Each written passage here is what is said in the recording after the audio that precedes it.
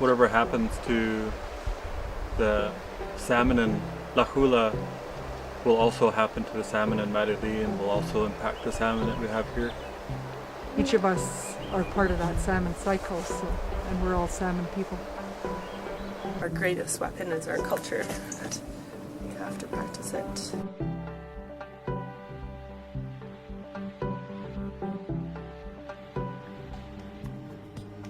The government of British Columbia is seeking to dramatically expand its natural gas industry in developing thousands of new fracking wells, massive pipelines, and numerous liquefied natural gas export terminals on the coast. Natural gas development is being promoted as a pathway to revitalization, but is already dividing communities that are struggling from failed resource industries. These projects would primarily impact the territories of Indigenous nations. As they are the holders of the rights and title to their lands, they are the rightful decision makers in regards to industrial development. Pristine rivers would be fragmented by pipeline crossings, and estuaries would be disrupted from LNG export facilities. In particular, the Skeena watershed, a river system which has the second largest salmon run in the province, is threatened by numerous projects. Within the Skeena watershed, multiple Indigenous reoccupation camps have been initiated to prevent the development of fracking infrastructure. These initiatives, led by traditional hereditary chiefs, are supported by thousands of people across the world. Near the headwaters of the Maurice River, the Inastaten clan of the Wet'suwet'en Nation has constructed a camp to prevent multiple fracked gas and tar sands pipelines from destroying their territory.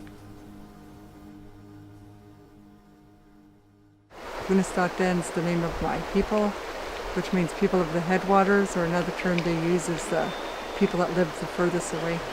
And we've been living in our cabin for almost 7 years now, and the Unistaten name is known worldwide, that people really believe in what we're doing because they know it doesn't just impact us here. What's going on is impacting everybody right around the globe. The pipelines that they want to push through the territories here would expand exponentially the fracking activities happening in northeastern BC, as well as the tar sands operations in northern Alberta. The Arctic Ocean is being poisoned because of those projects. We're all connected by these waters, so we can't think that just because our neighbors downstream are impacted by fracking that we're not impacted. We are impacted because that water flows into the ocean.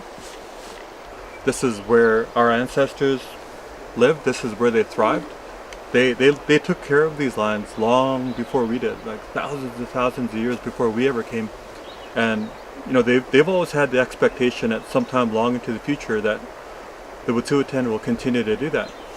And we're fulfilling their expectations. We're obligated to be out here to do what we're doing.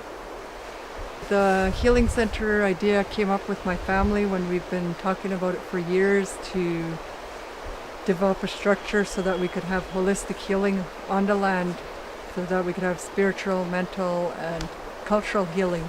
If we heal the people, then we'll heal the lands. Well, they can't just push the projects ahead because they have, according even to their own laws, they have to have consent, and they don't have consent from our people. And even if they are trying to strike deals up with people that aren't the legitimate decision makers for these lands, they still will not come through.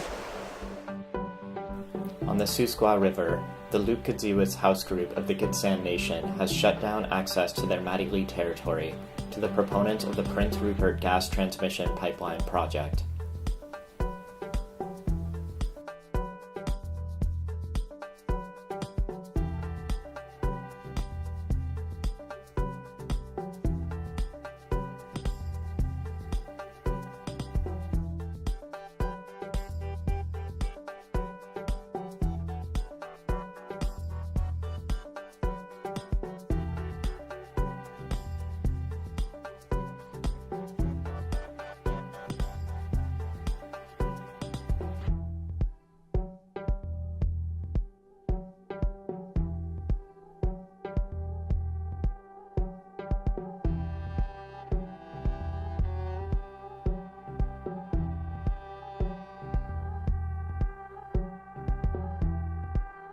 A critical part of the Skeena River estuary is the Flora Bank, an extremely sensitive habitat for wild salmon.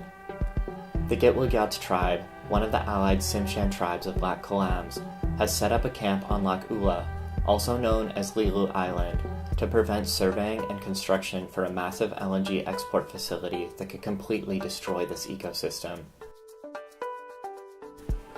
Pacific Northwest LNG has received federal approval, despite a vote from the Lac Kalams tribes to reject a $1 billion offer to sign on to this project.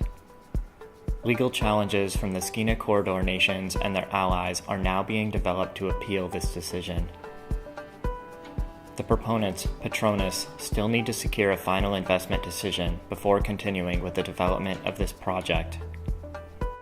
I'm sitting here on Lac Ula, Lilu Island. This is in the territory of the Gitwagyat tribe of the 9 allied tribes. We're coastal Tsimshian. I'm not from this tribe, but it affects my family as I grew up on a salmon and I breathe air from this region. A friend from the coast here kept bringing my attention to this project and the fact that it would destroy our wild salmon rights. So actually in the summer, 6 of us got together and we phoned the hereditary chief, the Samoyed, Don Wesley. And we asked his permission to occupy the island and asked him to come with us and stop this project by practicing our Aboriginal rights and title on the island. Part of the backbone of this occupation and movement has been resurrecting our hereditary systems. So when we wanted to occupy the island, we didn't contact the Band Council and we didn't contact the province of BC or government of Canada.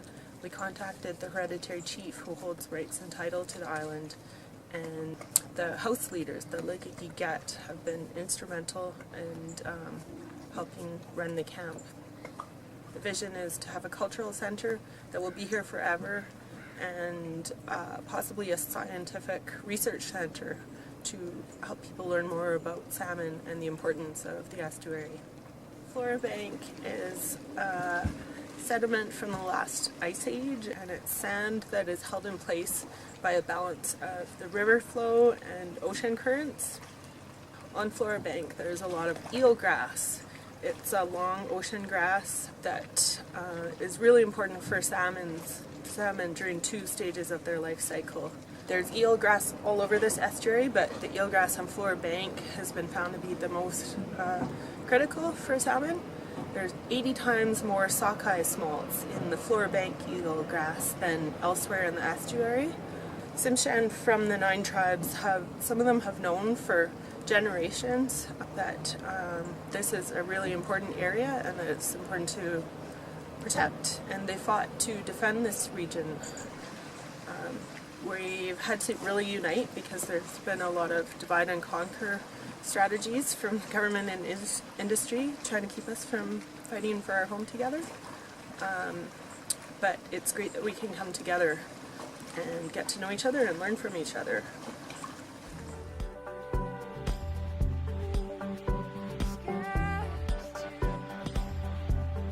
Our salmon, they spawn up here and then they swim all the way through these rivers, and then they go in through the Morris, the Buckling and the Skeena, and then into the ocean, and then at Flora Banks they get used to the salt water before they swim up to Alaska, and then they come back again and they repeat the cycle every 4 years. It's a beautiful cycle. But like I said, whatever happens down there happens here as well. We're all protecting the salmon, we're all protecting our water, and we're all protecting our way of life. Hereditary chiefs and speakers from Maddie Lee and Una Stoughton come here and give us advice and help us in ways. That gave us confidence and helped us realize we needed to practice our food harvest here and any other parts of our culture we can. Despite government and industry claims of widespread First Nation support for LNG development, the hereditary leadership of these communities stand in firm and clear opposition. Ignoring their responsibilities to respect Indigenous self-determination, the government of BC is intent on developing its oil and gas plan, which includes exploring the Nechako and offshore shale gas basins for extraction. Industry has previously attempted to begin natural gas development in the Bowser Basin, but but these plans were stopped by Indigenous nations protecting the sacred headwaters region. Any further development of natural gas would be exported overseas or used to fuel future tar sands extraction. Recently, the world's largest pipeline company, Enbridge, acquired most of the natural gas pipelines in British Columbia, giving them control of a network of pipelines that connect the tar sands to the west coast. The federal and BC governments have also issued final construction permits for the Site C dam, which can be used to power fracking and tar sands operations.